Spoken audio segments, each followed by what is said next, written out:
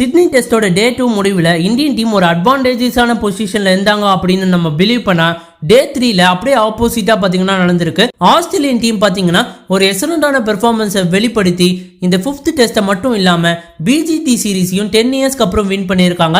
And India versus ஆஸ்திரேலியாவோட 5th டெஸ்டோட review தான் நம்ம இந்த வீடியோல பார்க்க போறோம். So let's get started. Indian team பாத்தீங்கன்னா இந்த பர்டிகுலர் டெஸ்ட்ல ஒரு டீசென்டான பெர்ஃபார்மன்ஸை வெளிப்படுத்துறாங்க அப்படின்றதுல எந்த விதமான மாற்று கருத்துமே இல்ல. ஃபர்ஸ்ட் இன்னிங்ஸ்ல பாத்தீங்கன்னா இந்தியன் டீம் கொஞ்சம் ஃபெல் ஆஃப் ஆனாங்க. 185 அப்படின்ற ஒரு மினிமல் டோட்டல் தான் பாத்தீங்கன்னா அடிச்சிருந்தாங்க. Thanks to Rishabh Pant 40. But Indian team பாத்தீங்கன்னா பவுலிங்ல ஒரு எக்ஸலண்டான பெர்ஃபார்மன்ஸ் வெளிப்படுத்தினாங்க அப்படின்றதுல எந்த விதமான மாற்று கருத்துமே இல்ல. ஜஸ்பிரீத் பும்ராக்கு ஒரு இன்ஜுரி ஏற்பட்டது. அதையும் தவிர்த்துட்டு பாத்தீங்கன்னா பிரசித் கிருஷ்ணாவா இருக்கட்டும் இல்லனா முகமது சிராஜா இருக்கட்டும் ஒரு எக்ஸலண்டான பவுலிங் ஸ்பெல்ல பாத்தீங்கன்னா போட்டிருந்தாங்க. அண்ட் அதனால பாத்தீங்கன்னா 4 ரன் லீட் பாத்தீங்கன்னா நமக்கு கிடைச்சது. பட் இந்தியன் டீம் தேர்ட் இன்னிங்ஸ்ல கம்ப்ளீட்லி சொதப்பினாங்க அப்படின்றதுல எந்த விதமான மாற்று கருத்துமே இல்ல. எல்லாருமே பாத்தீங்கன்னா கொஞ்சம் டிஃபென்ஸ் ஆட போய் பாத்தீங்கன்னா அவுட் ஆனாங்க. ரிஷப் பந்த் மட்டும் பாத்தீங்கன்னா ஒரு 61 அமேசிங் ரன்ஸ் பாத்தீங்கன்னா அடிச்சாரு. அவர் அட்டாக்கிங்கா ஆன காரணத்தினால தான் இந்த ரன்ஸ் வந்தது அப்படின்றதுல எந்த விதமான மாற்று கருத்துமே இல்ல. அண்ட் 165 அப்படின்ற டோட்டல ஆஸ்திரேலியா ஈஸியாவே பாத்தீங்கன்னா சேஸ் பண்ணாங்க அப்படின்னு சொல்லி ஆகணும். சோ இந்தியன் டீம் பாத்தீங்கன்னா இந்த பர்టిక్యులர் மேட்ச்ல ரொம்பவே சொதப்பினாங்க.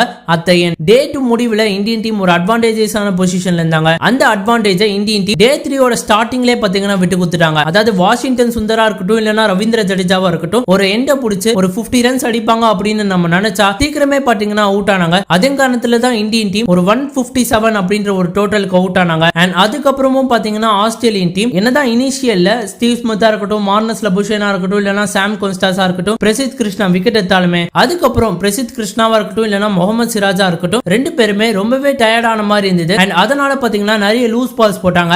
அதை கேபிட்டலைஸ் பண்ண உஸ்மான் கவாஜா மற்றும் டிராவிஸ் ஹெட் பவுண்டரிஸ் பாத்தீங்கன்னா எக்கச்சக்கமா அடிச்சாங்க. அண்ட் இந்த மேட்சை பொறுத்த வரைக்கும் பாத்தீங்கன்னா விராட் கோலி ரொம்பவே சொதப்பினார் அப்படின்றதுல எந்த விதமான மாற்று கருத்துமே இல்ல. Maybe is last test in Australia. ரொம்பவே பாத்தீங்கன்னா அவுட் பால் துரத்திட்டு போய் பாத்தீங்கன்னா அவுட் ஆகுறாரு. அதுல 8 டைம்ஸ் பாத்தீங்கன்னா விராட் கோலி ஸ்லிப்ஸ்ல மட்டுமே பாத்தீங்கன்னா அவுட் ஆயிருக்காரு. சோ இந்த டெக்னிக்கல் எரரை விராட் கோலி எப்படி ஓவர் கம் பண்ண போறாரு அப்படின்னு தெரியல. அண்ட் சாம்பியன்ஸ் டிராஃபி வர வருது. சோ விராட் கோலி அவரோட ஃபார்மை ரீகெயின் பண்ணி ஆகணும். இந்த பிஜிடி சீரிஸ் ஒரு அருமையான சீரிஸா இருந்தது. அண்ட் 10 இயர்ஸ்க்கு அப்புறம் ஆஸ்திரேலியன் டீம் வின் பண்ணிருக்காங்க. Huge congratulation to them. But Indian team இந்த சீரிஸ்ல நிறைய முறை பாத்தீங்கன்னா நிறைய மேட்ச்ல அட்வான்டேஜஸான பொசிஷன்ல இருந்து விட்டு கொடுத்திருக்காங்க மேட்சை. சோ அதெல்லாம் தான் பாத்தீங்கன்னா வரிங் சைனா இருக்கு இந்தியன் டீம் பொறுத்த வரைக்கும். பட் இந்தியன் டீம் ஸ்ட்ராங்கா கம்பேக் பண்ணுவாங்க அப்படின்ற நம்பிக்கை எங்களுக்கு இருக்கு. சோ கைஸ் உங்களோட ஒப்பீனியன் என்ன? விராட் கோலி மற்றும் ரோஹித் சர்மாவோட ஃபியூச்சர் டெஸ்ட் கிரிக்கெட்ல என்ன அப்படின்றத மறக்காம கமெண்ட் பாக்ஸ்ல கமெண்ட் பண்ணுங்க. அண்ட் இந்த வீடியோ பிடிச்சா லைக் அண்ட் ஷேர் பண்ணுங்க. And more importantly Tamil updates plus YouTube சேனலுக்கு மறக்காம சப்ஸ்கிரைப் பண்ணுங்க நண்பா.